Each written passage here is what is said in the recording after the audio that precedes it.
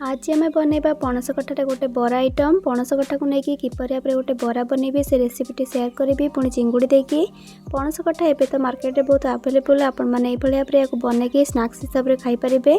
पखाड़ भात या गरम भात खाईपारे। तेज आशा कर आज रेसिपीटी आपण पसंद आसो।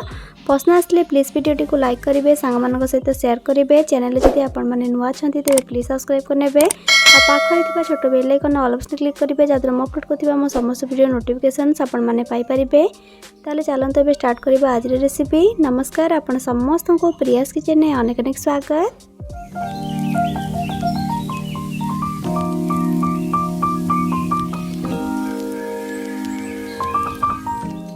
यही पिठो बनवाई एवं चलतु ताप गोटे मसलाटे रेडी करवा। से नवा गोटे मिक्सिंग जार आउ गोटे छोट साइज पियाज को काटिक देदेबा।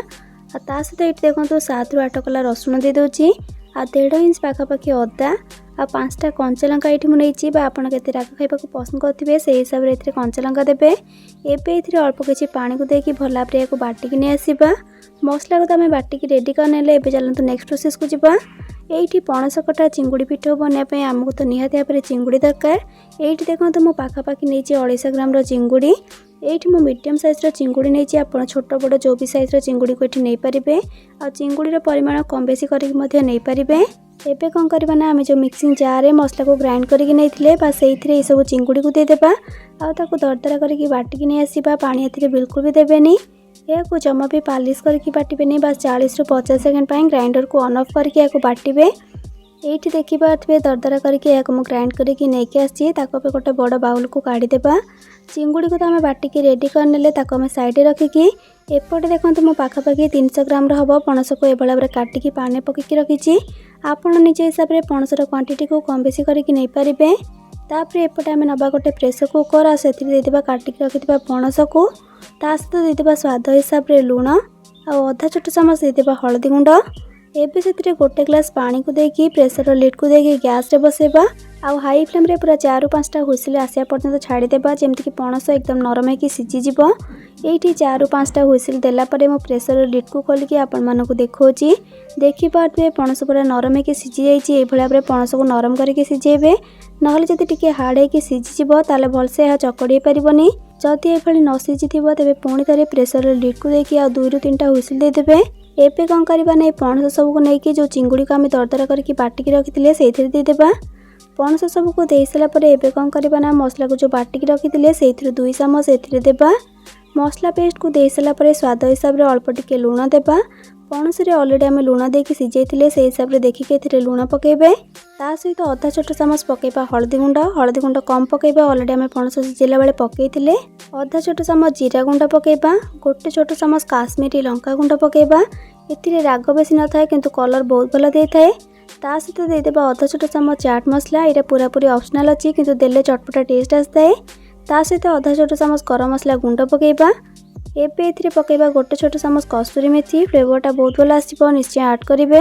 आ ता सहित फाड़ी लेंबूर मंजी को बाहर करके एथिरे चिपुड़ीबा। लेंबूर सतपतर कौन होता है ना आमिष स्मेलटा रही न थाए। जेहेतु आम ए चिंगुड़ी को बाटिक देचे से लेंबू रस निहाती भाव देवे। तापर ये देखो अधा कप नहीं मो चाउल चूना ताको देदेबा। चाउल चूनार टेस्ट भल आसता है पिठोरे। जदि नथिबो तेबे एथिरे अधा कप मैदा दे पारिबे। ता सहित ये देखो बाइंडिंग नहीं अधा कप कॉर्नफ्लोर ताको देदेबा। एबे कौन करवा सब जिनस को भल भाव चकड़ा। पणस को पूरा भल भाव आलू चकड़ा बेले गुंड करके चकड़ी देवे। पानी ये बिल्कुल भी देवेनि कहीं ऑलरेडी चिंगुड़ी और पणस मॉइस्चर अच्छी। ये देखिए भल भाव मिसई देती। चलतु बरा बा पिठो बनवा स्टार्ट करवा। से देखो गैस ऑन करके प्रथम गोटे तावाटे मु गरम होई रखी देथिली। तावा भलसे गरम हो सारापर से पाखापाखि गोटे बड़ चामच रिफाइन तेल को दौची। आपन चाहे सोरिष तेल में बनई पारे। गैस फ्लेम को मीडियम रे रखिकी प्रथम भलसे या गरम होई छाड़ीबा। तावा को टिके एभली भाव एपट सेपट करदे जहाँद्वारा तेलटा पूरा चारिआडे स्प्रेड हो। तेल भलसे गरम हो गला कौन करवा ना से पणस चिंगुड़ा मिक्सर रु अल्प टिके हाथ में नहीं प्रथम गोटे गोल भली करदेबा। आ गैस फ्लेम को लो करके से गोला को देकी ताको चारिआडू एभली भाव बरा करवा। वीडियो देखिए आपण मैंने जानीपारे मुझे कौ भाव को करुच्ची। केयरफुली या करेंगे। आ कर सारापर तावा को एभली भाव करदे जहाँद्वारा पिठो भीतर को तेलटा भलसे जापर। एबे कौन करवा ना से सेम प्रोसेस रे छोट छोट गोला नहीं से भाव बाकी सबको बनी नेबा। तावारे जेतिकी जगह धरिबो से हिसाब रे आपण माने सेतिकी करिवे। आपण चाहे एको डीप फ्राई मध्य करि परिबे। मो सोलो फ्राई करछि। सोलो फ्राई कले तेल कम लागिबो। ए भली आपरे बाकी सब बरा गुडी को हमें बनै नेबा। याकू गोटे पट साइड हवा को छाड़िबा। गोटे पट साइड हे गला परे आर पट साइड को ताको उल्टै नेबा। मने रखिबे पिठो बा बरा को बनैला बेले गैस र फ्लेम को लो टू मीडियम रे रखि कि ही कुक करिवे। जहा फल रे पिठोटा हमर परफेक्टली सिजिबो। नहले कोन अपना ऊपरटा जल्दी पोड़ी जाय ब्राउन कलर हे जिवो। आ भीतरटा भला भाबरे सिजि नथियो बा कंचा रहि जिवो। सेत पे टिके टाइम दे के याकू भाजिबे। लो टू मीडियम फ्लेम रे भाजिले पाखापाखि 5 रु 6 मिनिट भीतर ये रेडी हे जिवो। ए भली भाबरे आपण माने एपट सपोर्ट करके दुई पट side light golden brown colour होला पर्यंत पणस कटा और चिंगुड़ी बरा गुडी को भला भाबरे तेल रे टिके भाजी नेबे। जेहेतु आमे एटा चावल चूना देइचंती ऊपर क्रंची रहइबो। आ पणस चिंगुड़ी जेहेतु आमे बराटा बनैचे भीतरटा पूरा सॉफ्ट रहइबो। खाइबा पई बहुत भल लागिबो। देखंतु बढ़िया भाबरे ये लाइट गोल्डन ब्राउन कलर हे आसलानी। बरा गुडी को भला भाबरे भाजी गलानी। देखि पारथिबे पिठोर दुई पट साइड भला भाबरे लाइट गोल्डन ब्राउन कलर की भाजी गलानी। आपण ए भला भाबरे पणस कटा चिंगुड़ा पिठो को बनै पखाळ भात होबा गरम भात रे मध्ये खाइ परिबे। इवनिंग स्नैक्स रे मध्ये खाइ परिबे। बहुत भल लागिबो। एबे त हमर पिठो रेडी गलानी। ताको एबे मैं गोटे प्लेट को बाहर कर नेबा। आ एमती भाबरे बाकी सब पिठो मिक्सचर रे बरा गुडी को बा पिठो गुडी को बनै नेबा। एबे हमर रेडी गला गरमा गरम पणस कटा चिंगुड़ी पिठो खाइबा पई। गोटे थर आपण घरे निश्चय ट्राए करंतु। ट्राए कला परे आपनको केमती लागला मो सहित आपनको एक्सपीरियंस निहाती शेयर करिवे। वीडियो भल लागिले वीडियोटी को लाइक करिवे। सांग मानक सहित शेयर करिवे। चैनल रे जति आपण माने नुवा छंती तेबे प्लीज सब्सक्राइब करनेबे। आ पाखरे थिबा छोटो bell icon all option click करिवे जातिलो मो अपलोड करथिबा मो समस्त वीडियो नोटिफिकेशंस आपण माने पाई परिबे।